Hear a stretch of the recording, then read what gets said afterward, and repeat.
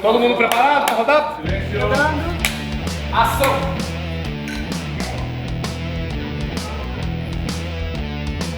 Com muito bom humor, a série Notícias Populares volta aos anos 90 para revelar os bastidores de um jornal polêmico e popular que ficou famoso por suas manchetes sensacionalistas. Vamos de ladrão de ônibus no Abre, tá? Manchetes. Vamos ver. Fim de linha para o terror da Zona Leste. Ladrão de ônibus ganha paz para outro mundo. Bom, Notícias Populares é uma série em 7 episódios de ficção sobre o icônico jornal Notícias Populares. Foi um jornal que funcionou em São Paulo de 62 até 2001. Um jornal que ele era muito conhecido pelo seu tom meio ácido, matérias meio completamente sensacionalistas. E a gente acompanha a jornada da Paloma, que é uma jornalista vinda da Folha de São Paulo, para assumir um cargo de chefe de reportagem dentro do Notícias Populares e tem que lidar com jornalistas que têm formas de fazer e de trabalhar muito pouco ortodoxas, diferentes com as quais ela lidava, e é esse atrito entre ela e esses jornalistas que faz com que a série se mova e ela enfrente a cada episódio um caso clássico do Notícias Populares, como o Bebê Diabo, Jacaré Cocô, o Bando do Palhaço. Essa reportagem aqui do Bando do Palhaço, essa reportagem, ela tá cheia de incongruências, Matias. Incongruências. Ficou com a Luciana Paz o papel de protagonista dessa história. Que personagem é essa? Bom, eu faço Paloma Fernandes, que é uma jornalista que cobria, morava fora, na Europa. Então ela chega toda francesa, super civilizada e toma uma surra de Brasil, né? Que a gente está falando que o NP era exatamente isso, né? Essa coisa jocosa, ao mesmo tempo violenta. Então, eu acho que a Paloma, minha personagem, ela faz muito um contraponto a esse universo, assim, né? Jacaré Cocô levou o meu bebê.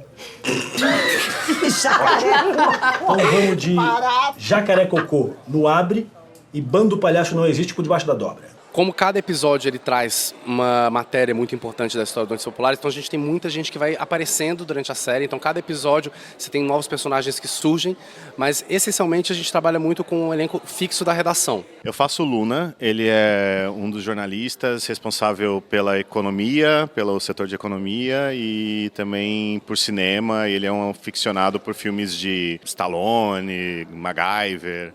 Ele fica louco por essas que eles chamam de cine porrada. Tem uma relação íntima com a protagonista, né? Tem, ele é o par romântico da protagonista, da Luciana, e da Paloma, né, no caso. E a gente tem ali um affairzinho escondido que depois eles não conseguem mais disfarçar. Eu vivo Adilson, que é um jovem foca na redação. E ele é ele começa ali como um foca que vai, enfim, ajudar ali na redação e acaba virando jornalista com a oportunidade que a Paloma traz para ele. Eu faço a Greta Von Kant, que é uma colunista de variedades, uma colunista social, que trabalha no NP e vive atrás assim de notícias. Ela ama viver com as celebridades, conhece muitas celebridades, né, do Brasil nessa época, a gente está mais ou menos em 90, e é uma mulher visivelmente leonina, muito lá em cima, num astralzão, assim, nunca tinha feito nada parecido. Então são vários atores muito diferentes entre si e a gente botou eles para jogarem, para fazerem as cenas, para trabalharem tons de comédia distintos, criando esses atritos e essas fusões, né? A gente tem participações especiais muito interessantes. A Bruna Linsmeyer faz uma jornalista sensacionalista de TV, que é uma concorrente do Notícias Populares. Tá bem interessante assim o elenco.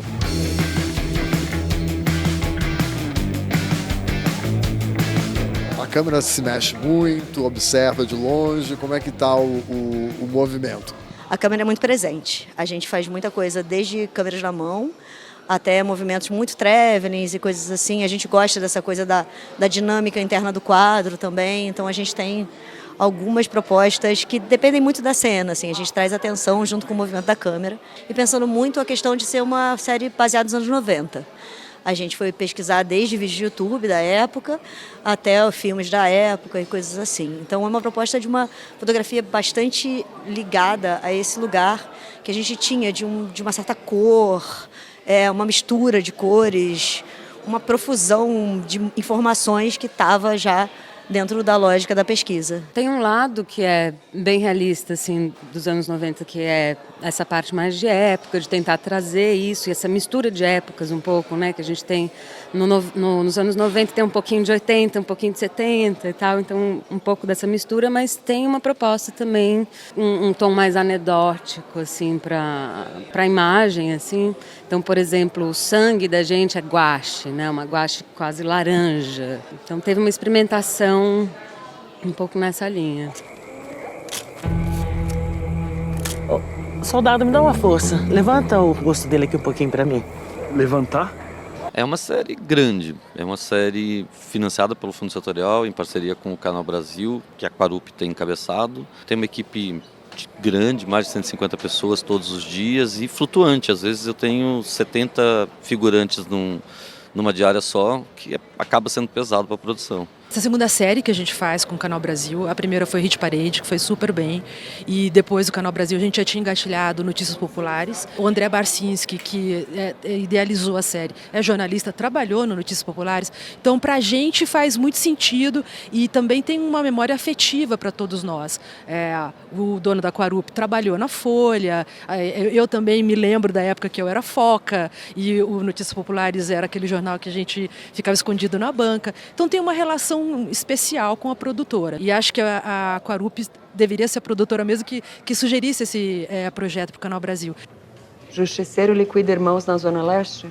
O Cagato matou mais 2. Mesmo jeitinho. Mãozinha pra trás e tudo mais. Ligou para cá? Ligou, mas ele não falou o nome. Só que ele ligou anunciando os presuntos. A primeira locação foi muito especial porque foi na Folha de São Paulo. A gente conseguiu filmar as 3 primeiras semanas da série. Tudo que se passa na redação foi filmado na Folha.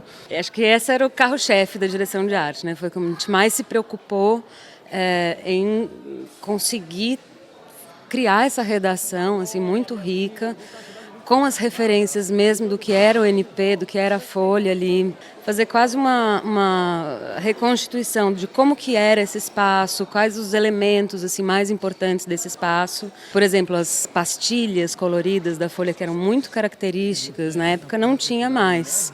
Então esse foi um ponto assim que a gente lutou muito para ter. Então o NP a redação era o carro-chefe assim pra gente, foi onde a gente botou toda a energia. Eu acho que existe uma grande loucura, né, nesse país. Esse país é uma grande loucura.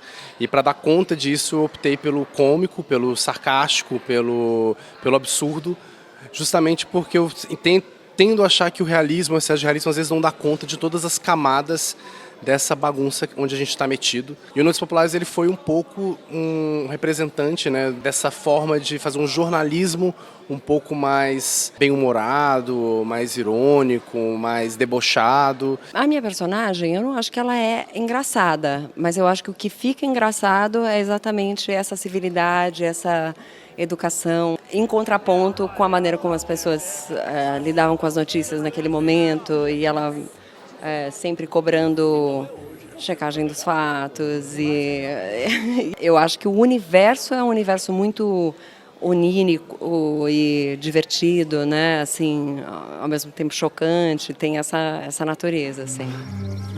Era só o que me faltava. Quanto você quer? 100 mil cruzeiros. Você tá me zoando, né, Zé Ruela? Não, tia, se você não quiser não tem problema. Eu vou falar com outro jornal. Toma isso aqui, ó. Tá sendo muito divertido conhecer o universo do NP, ainda mais naquela época. Após aquela ditadura, uma tentativa desse escrachamento total. Tem muito sobre o jornalismo sensacionalista, então vem para esse lado que era bem o Notícias Populares da época mesmo, como que faz para captar o espectador, para fisgar o espectador através de manchetes. Então as manchetes do Notícias Populares são históricas, assim, né? Você vai lembrando e vai vendo e vai consumindo um pouco mais sobre o conteúdo, você vai vendo, meu Deus. Predomina vender jornal, vender e trazer o público com uma notícia assim, com uma manchete. Então é um jornal sensacionalista. Quanto mais sensacional, mais fora do real, melhor é para o NP, para o nosso jornal, entendeu? E aí eu percebo também que a gente está fazendo isso já tem um tempo, né? De trazer fake news para a vida das pessoas. Eu acho que o NP é um jornal que talvez seja, assim, tenha sido o embrião das fake news, porque não tem muita necessidade ou muito comprometimento com a verdade em si. Não sejam ingratos com a criatura, porque o bebê diabo pagou nosso ano, né, gente? Uma definição mais próxima que a gente tem do que seria o NP hoje é o clickbait, é aquela matéria que vem com aquele título bem absurdo que você clica e não é bem aquilo, né? Então é esse tipo de relação de você furar a insensibilidade das pessoas. O que o sensacionalismo faz? Ele quebra a carcaça, ele quebra a armadura, ele tira a pessoa de um certo estado de inércia ou de apatia para ler uma notícia, né? Então ele tem que ser chocante, ele tem que ser absurdo, ele tem que ser forte. Isso é muito próximo do que a gente vê na internet. Basicamente, os jornais da internet que a gente vê hoje em dia é isso, né? Então o NP, ele se desenvolveu, ele virou outra coisa, ele tem novas máscaras, ele tem novos meios, e a internet é um campo cheio. Você pode fazer várias correlações entre os jornalistas da série e pessoas que a gente conhece da internet, por exemplo.